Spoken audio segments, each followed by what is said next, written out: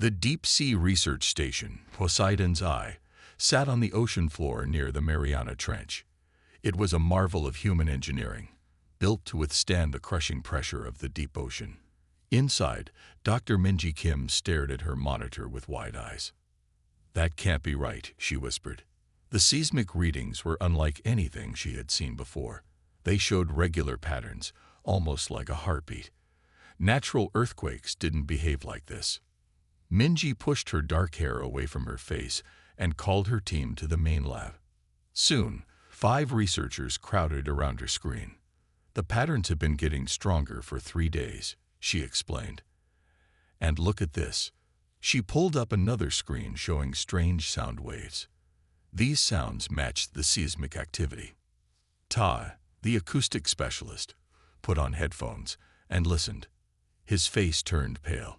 "It's a language," he said. "I'm sure of it." For the next week, the team worked nonstop. They recorded more sounds and tried to understand them. They used underwater drones to search the trench. On the 8th day, a drone disappeared. Its last image showed something large moving in the darkness. Director Han called an emergency meeting. "Whatever is down there knows we're watching," he said. "We need to decide. Do we pull back or make contact?" Minji stood up. "If they wanted to harm us, they could have done it already. I vote we try to communicate." The team agreed to send a special drone with lights arranged to flash simple math patterns. They hoped that math would be a universal language. The drone carried no weapons, only cameras and a simple robotic arm with a gift, a small box containing samples of Earth's elements. They launched the drone and watched through its cameras as it descended into the darkness. 3 hours passed with nothing happening. Then suddenly, lights appeared in the distance. Something was coming toward the drone. The creature that emerged from the darkness made everyone gasp. It looked like a shark, but with differences. Its body was sleeker, its eyes larger and more complex. Most shocking were the marks on its skin, patterns that looked like writing. It moved with intelligence, studying the drone carefully. Behind it, more creatures appeared. They carried tools and wore what looked like technology attached to their bodies. "They're not animals," Minji whispered. "They're people." The lead creature approached the drone and touched it with a fin that seemed to move more like a hand than any shark fin should.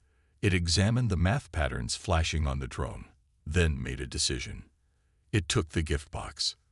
Then, to everyone's amazement, it returned with its own box. It placed this new container in the drone's mechanical grip and backed away. The drone's sensors indicated the box was safe to bring back to the station. When they opened it hours later, they found strange crystals that glowed with inner light and what appeared to be a mathematical key to their language. Minji worked day and night to decode it. After 3 days without sleep, she had her breakthrough. "They call themselves the Hagak," she told the team. "And they've been here all along, living in the deepest parts of our oceans for thousands of years." The translation device she built was crude but functional. When they sent another drone down with it, the response changed everything. "We have watched your kind grow from shore-dwelling apes to space travelers," came the translated message from a Hagak called Neri. "The time for hiding is over. We must talk." That night, as news of first contact spread across the world, Minji looked out the station's viewport into the dark water. Humanity was not alone on Earth.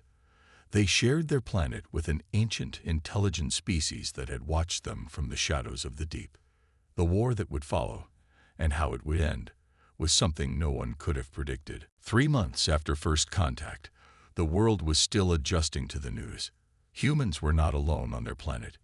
The Hagak, an intelligent species that looked like evolved sharks, had lived in the deep oceans for thousands of years. Chunho Lee stood at the edge of the meeting chamber on the floating platform called Bridge. It was built halfway between the surface and the deep water home of the Hagak. The room was filled with water on one side and air on the other, divided by a clear wall with speaking devices. Chunho was chosen as the main translator because of his gift for languages. He had learned the basics of Hagak speech, faster than anyone else. Today was his first meeting with their ambassador. When the Hagak arrived, Shunho tried not to show his surprise. The ambassador was smaller than the others he had seen in videos, with lighter-colored skin that had blue patterns. Through the glass, their eyes met. "I am Neri," came the voice through the translator device. "Voice of the Deep Councils." "I am Shunho Lee," he replied. "Chosen speaker for the United Earth delegation." Nari moved closer to the glass. "Your kind fears us. This is understandable but unnecessary." Shunho nodded. "Change is always frightening. We have believed we were alone for so long." "We have watched your people grow," Nari said. "Your ships sailed above our heads. Your nets caught our food. Your waste sank to our homes. Yet we stayed hidden." "Why?" Shunho asked. "You have technology we don't understand.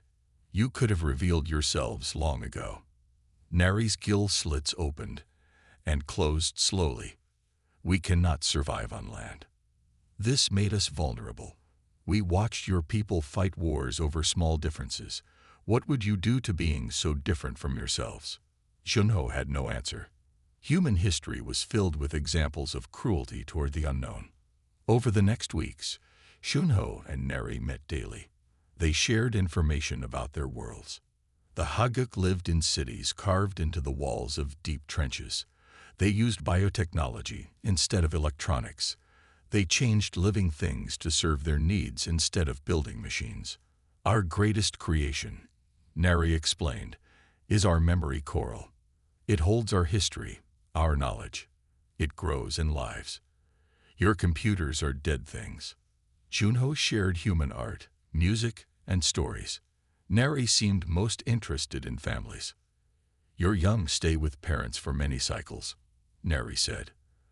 "Ours swim free after one season. Your way creates deeper bonds but more pain." One day, Shunho brought a history book showing human wars and achievements. "Your people fight often but create beauty between battles," Neri observed. "We seek harmony above all else. Change comes slowly in the deep." As trust grew, Nari revealed more. "We are not from Earth originally. Our ancestors came from another world, another ocean. The journey is lost to memory, but the stars above your oceans are in our oldest songs." "Your aliens?" Shunho was shocked. "We are refugees who found a new home," Nari corrected. "This planet has been our world longer than your civilization has existed."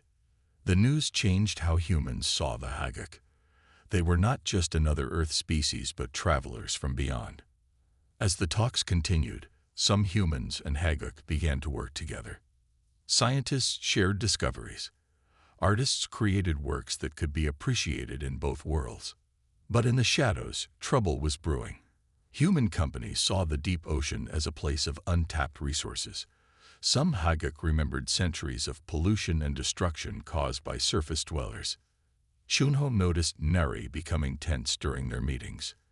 "Is something wrong?" he finally asked. Neri's answer was simple but filled with warning. "Your people are entering waters they do not understand. Some of my kind believe you never will." The news of the explosion in the Eastern Trench spread fast. Human media called it an attack. Hagak elders named it a massacre. Within days, both sides prepared for war. Captain Hyunwoo Kim stood on the bridge of the naval vessel Guardian, watching the radar screens. The ocean was quiet today. Too quiet. "Any signs of movement?" he asked his second-in-command. "Nothing, sir. All clear for the past 6 hours." Hyunwoo didn't trust the calm. Since the war began 2 weeks ago, the Hagak had attacked 17 coastal cities and 35 ships. They appeared from the depths without warning, struck hard, and vanished. "Keep all systems running," he ordered. "They're out there." Deep below the surface, a group of 50 Hagak warriors moved silently through the water. Each wore armor made of hardened coral and carried weapons that shot powerful sound waves.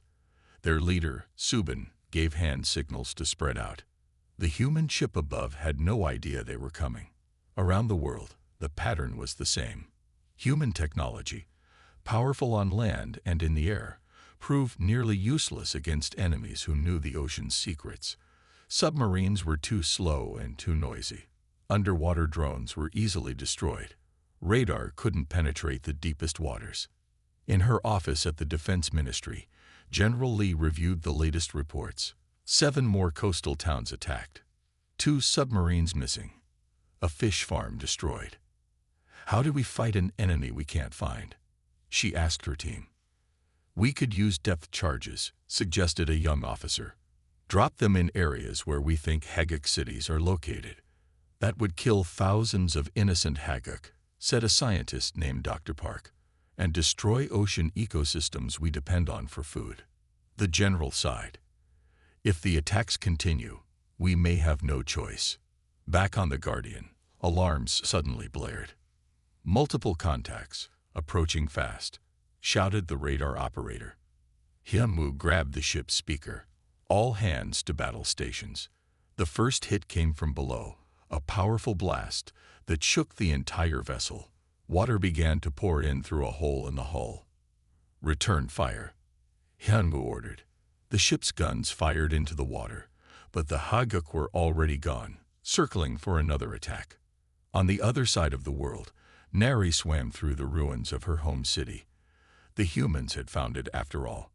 Their depth charges had collapsed ancient coral buildings and killed hundreds. Among the dead was Duri, the oldest council member. Neri found Subin directing rescue efforts. Are you satisfied now? She asked bitterly. Your attacks brought this destruction upon us. Subin's eyes were cold. The humans would have come eventually. They want everything. Not all of them. There were talks. Agreements nearly made. Words mean nothing. Subin repeated his old argument. Only power matters now. As they argued, a young Hagak scientist named Jiwoo approached. She had been working far from the city when the attack came. Leaders, I need to speak with you both, she said. I've been developing something that might change everything. Subin turned impatiently. We're at war, Jiwoo. Your research must wait. My research might end the war, she replied. I found a way for us to go where the humans least expect us. Both leaders stared at her. What do you mean?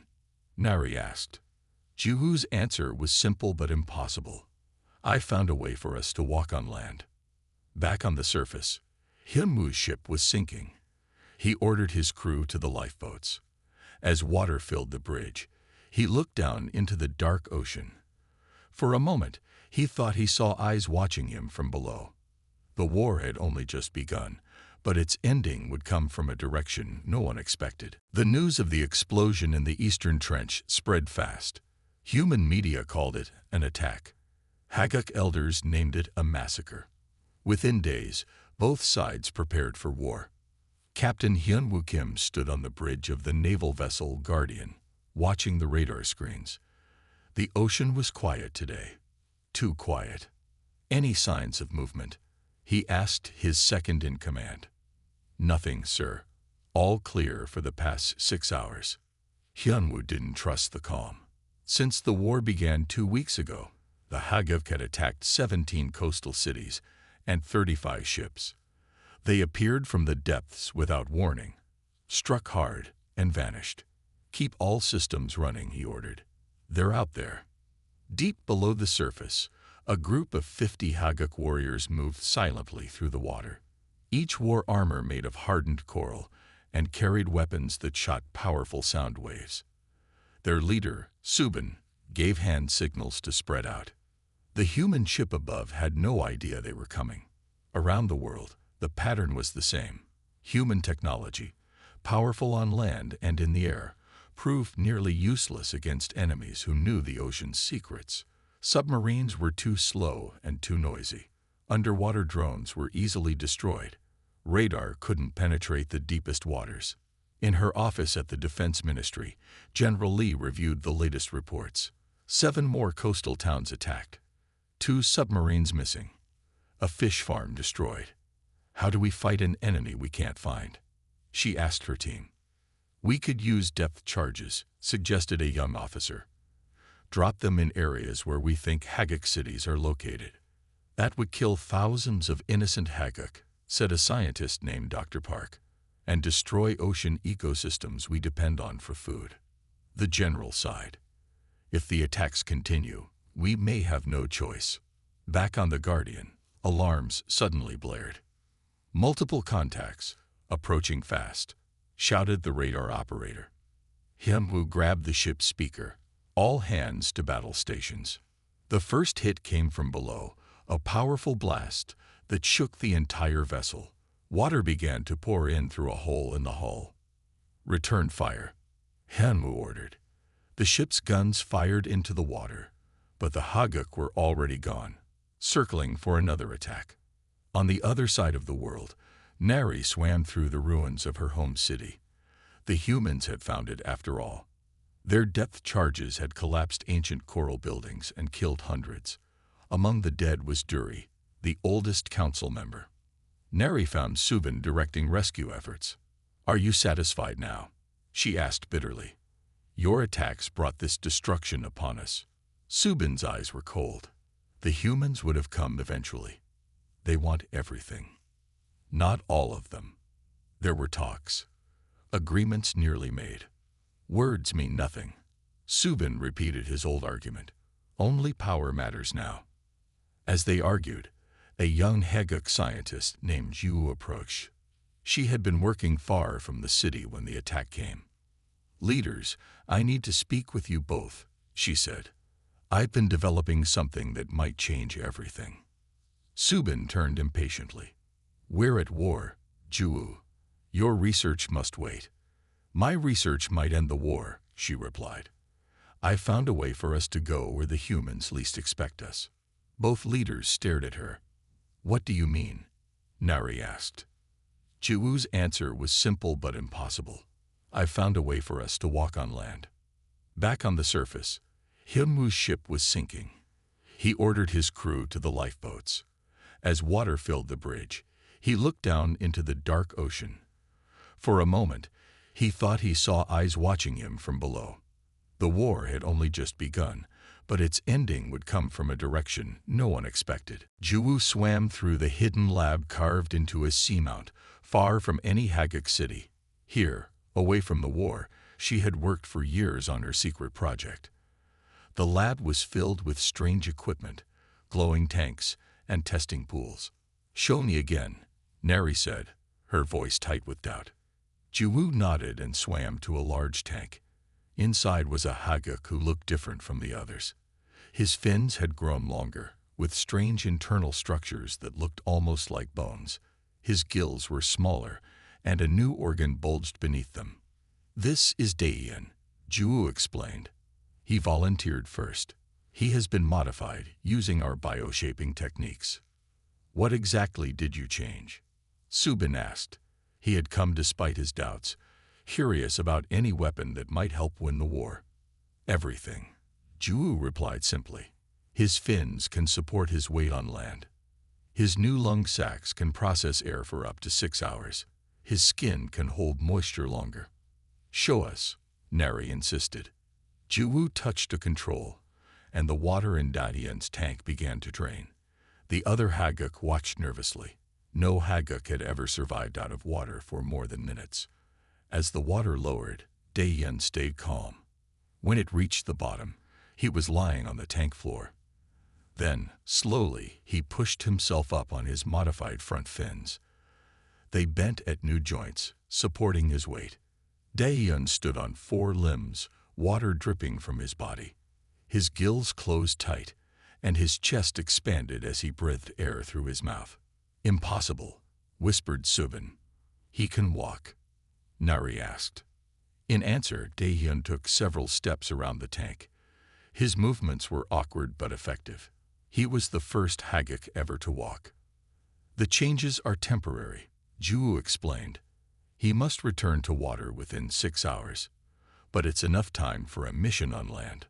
Later, in the council chamber, opinions were divided. "This goes against nature," said an elder named Hana. "We are ocean beings. The land is not our domain. The humans do not expect us on land. Suvin argued. We could strike at their centers of power, end the war quickly. Or we could use this ability for peace, Neri suggested. Meet the humans on their terms. Show them we can adapt. We can understand their world. The argument continued for hours. Finally, Ju spoke up. While you debate, I have 12 volunteers ready. The process takes 3 weeks. If we start now, we could have a team ready before the humans find more of our cities. The vote was close, but in the end, the project was approved. Ju would create the first team of land-adapted Hagak. As the volunteers began their treatments, Ju worked with each one personally. The process was painful. Many wanted to quit. Your bodies are fighting the changes, she explained to a volunteer named Minhee who was struggling with the breathing exercises. It will get easier as the new organs grow. How did you even create this technology? Minhee asked between painful breaths. Ju was quiet for a moment. I study human bodies, how they evolved from sea creatures millions of years ago. I found the old patterns in our own DNA and reactivated them. Weeks passed. The war grew worse above and below the waves. Humans used more depth charges, destroying ocean habitats. Hagak attacks sank ships and flooded coastal towns. While both sides suffered, Ju's team trained in a special chamber that could switch between water and air. They learned to walk, then run. They practiced using human tools with their modified fins. They studied human languages and customs.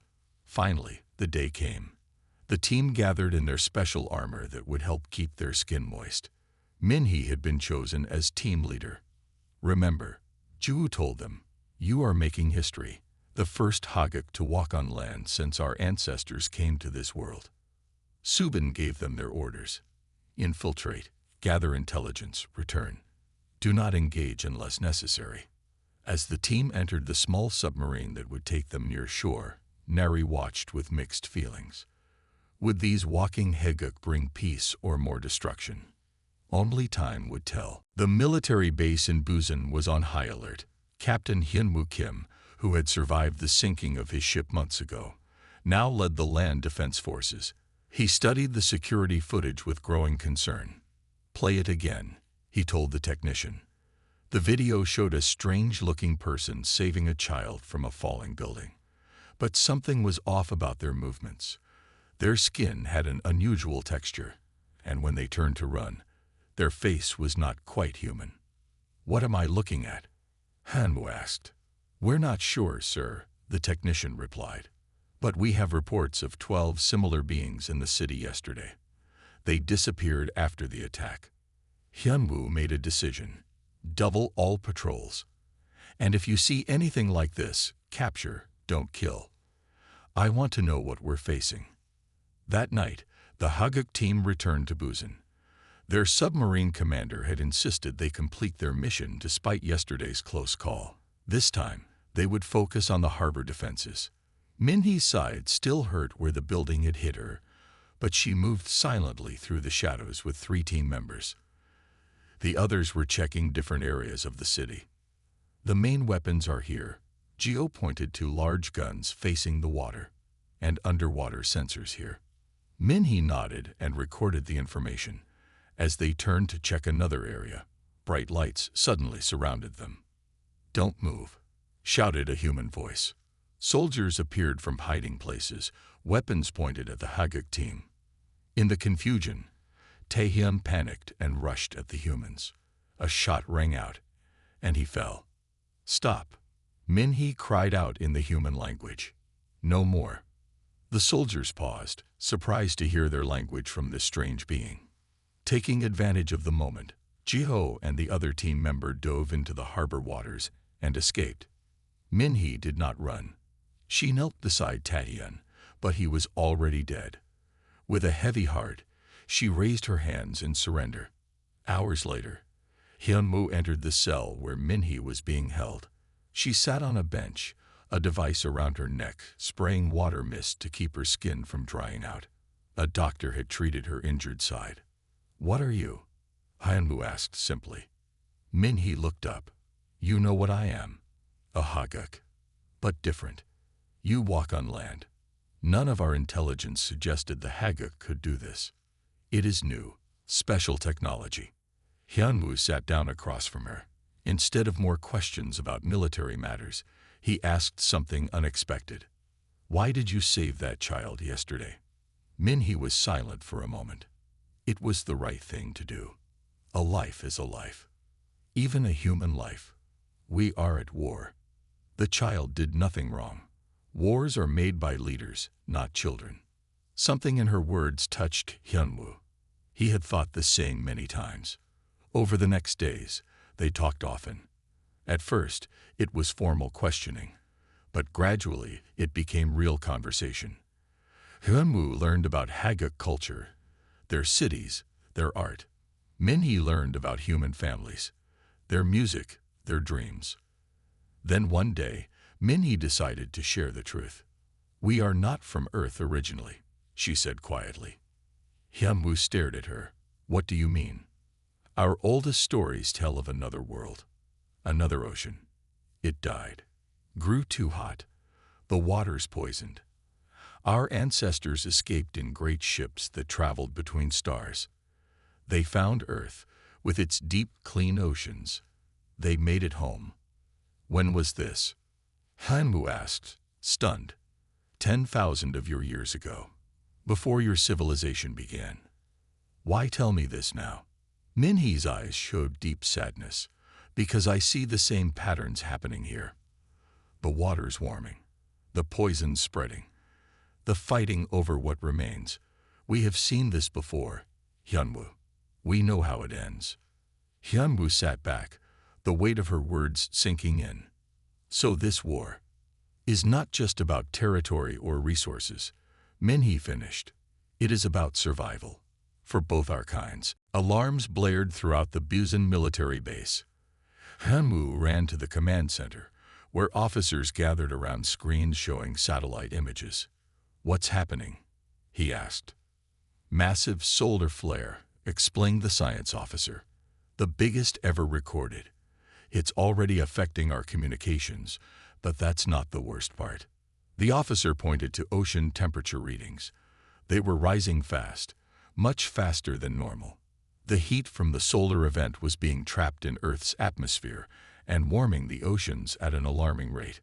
If this continues, the officer said, coastal cities will face giant storms, and the deep ocean habitats will become too warm for the Haguk. Hyunwoo finished. He thought of Minhee still being held in the base. I need to speak with the prisoner immediately. When Hyunwoo entered her cell, Minhee was already agitated. Something is wrong, she said. I can feel it. The water temperature is changing. Hyunwoo showed her the data on a tablet. It's happening everywhere.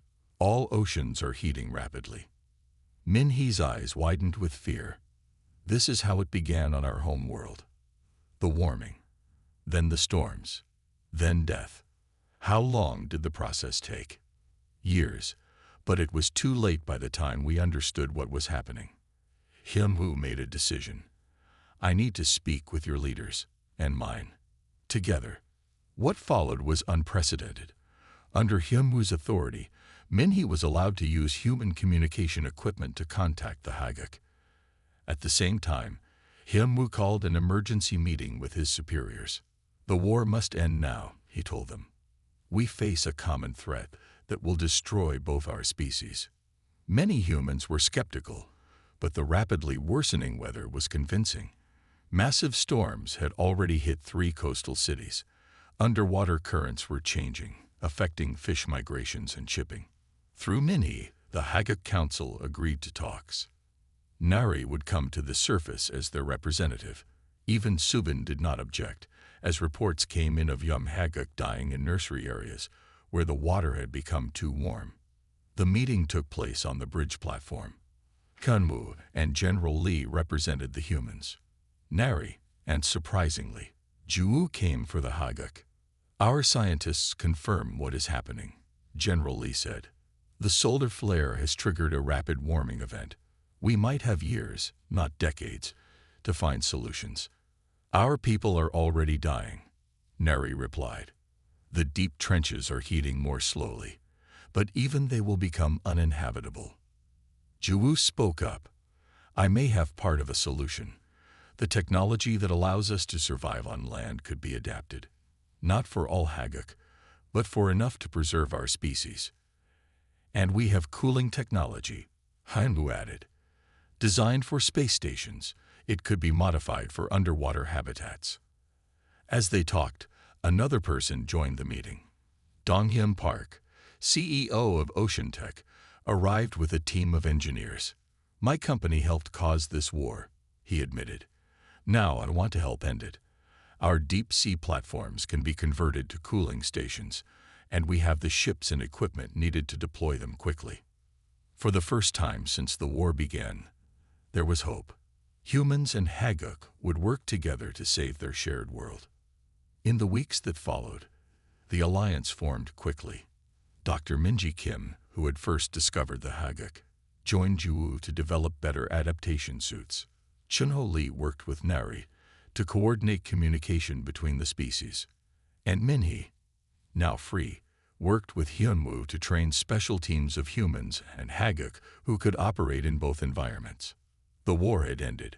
The fight for survival had begun. 5 years had passed since the great solar flare. The world had changed in ways no one could have imagined. Hyunwoo stood on the observation deck of New Harbor, the first permanent human Haguk settlement. Below him spread a marvel of engineering and biology. Half the city lay underwater, with clear dome structures where Haguk lived and worked. The other half rose above the waves, with special water-filled walkways that allowed Haguk visitors to move through human spaces. Still admiring the view, asked a familiar voice. Hyunwoo turned to see Minhee approaching. Like many Haguk now, she wore the latest adaptation suit that allowed her to stay on land for up to 2 days at a time. The technology had improved greatly since those first crude versions. 5 years, Hyunwoo said. Sometimes I can hardly believe it. 5 years since we were enemies, Minhee agreed. Now we are partners. Their partnership had grown beyond friendship. Together, they led the Joint Adaptation Research Team, combining human engineering with Haguk biotechnology to solve the challenges of the warming world. Across the globe, cooling stations now regulated ocean temperatures in key areas. Haguk cities have been saved. Human coastal towns were protected from the worst storms by Haguk design barriers that worked with ocean currents instead of against them. On the lower level, Hyunwoo watched human and Haguk children playing together in a shallow pool. Human children wore special breathing masks that let them stay underwater longer. Young Haguk practiced walking on specially designed supports. Each was learning to live in the other's world. The ceremony starts in an hour, Minhee reminded him. Minji and Jiwoo will be waiting. The two scientists had become legendary for their work. Dr. Minji Kim had developed materials that mimicked Haguk skin, allowing humans to swim deeper and longer. Jiwoo had created permanent adaptations that allowed some Haguk volunteers to live on land indefinitely, though most still preferred the ocean. In another part of the city, Shunho and Nari prepared for the ceremony too. They had become the main teachers of language and culture for both species. Their translation program was now standard in all schools. Are you nervous? Chunho asked as Nari practiced her speech on land. A little, she admitted. 5 years ago, I would never have imagined standing on land, speaking to both our peoples. Even Donghyun and Subin, once bitter enemies, now worked together on the ocean restoration project. The mining platforms had been converted to artificial reefs and research stations. Both had learned that their old ways of thinking were too limited. This new coral growth is remarkable, Donghyun told his former rival as they inspected underwater sensors. Your biotechnology combined with our distribution systems was the key. Subin nodded. He still preferred the deep water, but had come to respect some humans. We heal the ocean together, as it should be. At sunset, everyone gathered at the central plaza where water and land met. A stage had been built at the waterline so speakers could stand in their preferred element. Minji and Jiwoo unveiled a monument made of stone and living coral.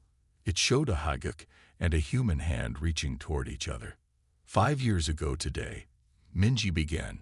Our world faced destruction. Instead, we found salvation in each other. We learned that adaptation is not just physical but mental. Juwu continued. We had to change how we thought about each other. Hyunwoo and Minhee stepped forward next. Together, they activated the monument's water feature. A gentle spray formed a rainbow between the two figures. The war ended when the Haguk learned to walk, Hyunwoo said. But peace began when humans learned to swim in the deep.